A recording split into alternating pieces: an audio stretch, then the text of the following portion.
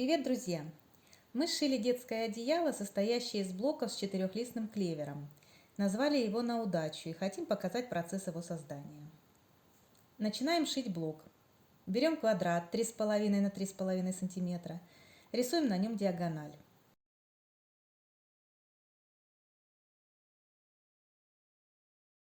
Прикладываем его к углу и прошиваем по нарисованной линии. Отрезаем лишнее.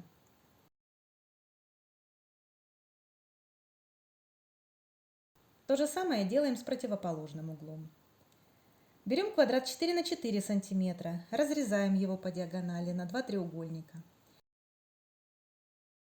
Складываем треугольник пополам и прошиваем его по этой стороне, оставив припуск 7 мм.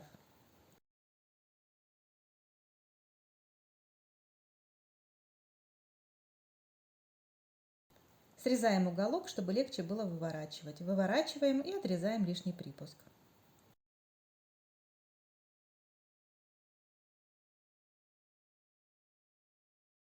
Квадрат 6 на 6 см разрезаем по диагонали на два треугольника.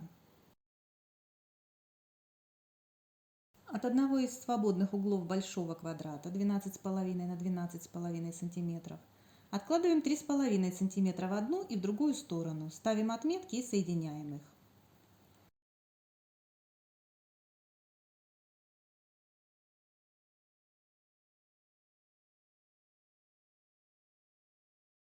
Складываем угол пополам и отмечаем середину.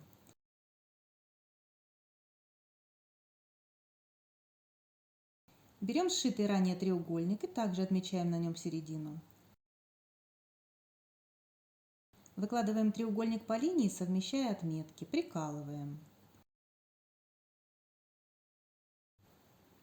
Также поступаем с треугольником, полученным из квадрата 6 на 6. Прикалываем по центру и по углам.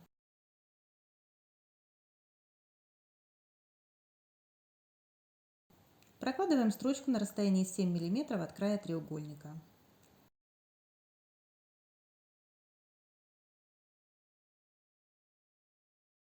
Срезаем лишнее.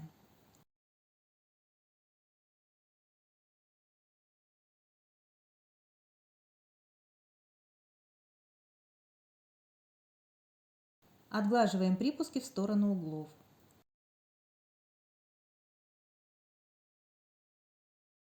Подравниваем квадрат, следим, чтобы углы были прямые.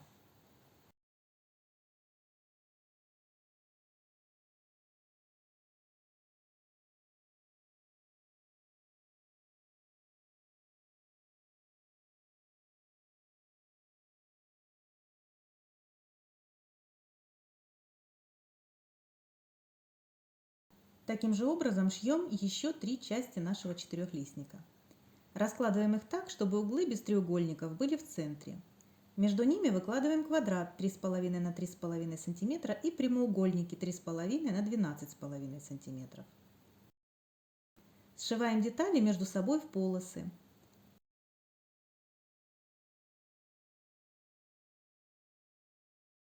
Отглаживаем припуски на сторону темной ткани. Тогда при сшивании полос между собой в местах швов образуется замочек.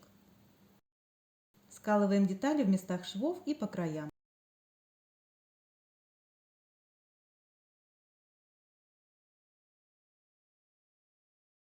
Прокладываем строчку. Также пришиваем оставшуюся полосу. Получается вот такой блок.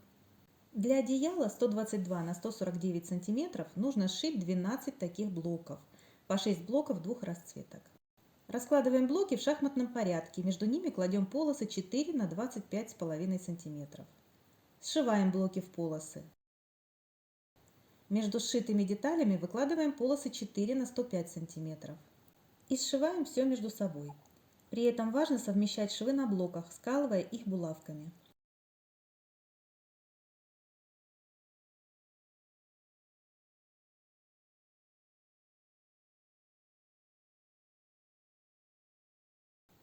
Сверху и снизу пришиваем полосы шириной 4 см. Центральная часть готова. Пришиваем к ней полосы бордюрной ткани шириной 9 см, Сначала по бокам, потом сверху и снизу. В такой же последовательности пришиваем разделительную полосу шириной 3,5 см.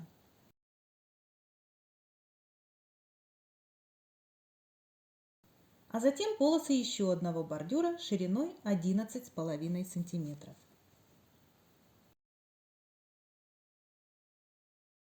Для бэка, то есть задней части одеяла, мы сшили еще один блок и обшили его зеленой тканью шириной 4 см.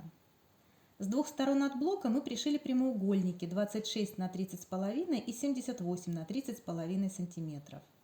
После чего сверху и снизу пришили прямоугольники 26 на 130 и 104 на 130 см. Таким образом, задняя часть одеяла получилась больше топа на 10 см в ширину и в длину, чтобы удобно было выполнять стежку. Для сборки сэндвича раскладываем на ровной поверхности бэк лицом вниз и приклеиваем его малярным скотчем.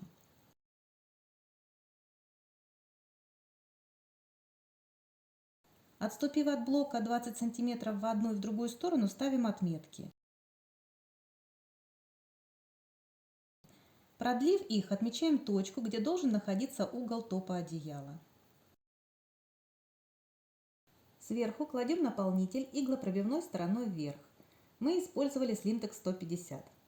Переносим отметки с бэка на Slimtex.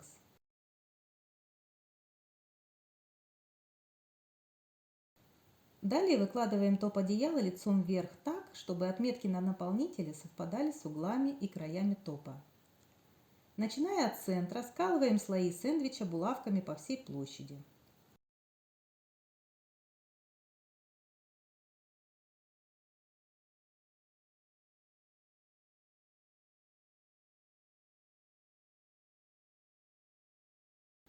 Затем снимаем скотч и стягаем одеяло. Мы сделали покрывную стежку мозги, так как при стежке в раскол трудно было бы совместить швы на блоках топа и блоки на задней части одеяла. При выборе стежки нужно решить, пришивать ли наши маленькие треугольнички, чтобы они не топорщились, или оставить возможность ребенку отгибать их, рассматривая одеяло. После стежки с помощью дискового ножа и линейки мы подровняли края и углы одеяла, затем пришили окантовку. Как пришить окантовку, мы показывали в отдельном видео на канале. Ссылка в описании. Вот такое одеяло у нас получилось. Подробную инструкцию можно получить бесплатно по ссылкам в описании видео. Также в нашем магазине можно приобрести набор ткани для пошива такого одеяла. Ссылка на сайт магазина также дана в описании. Спасибо за внимание. Шейте на радость себе и близким.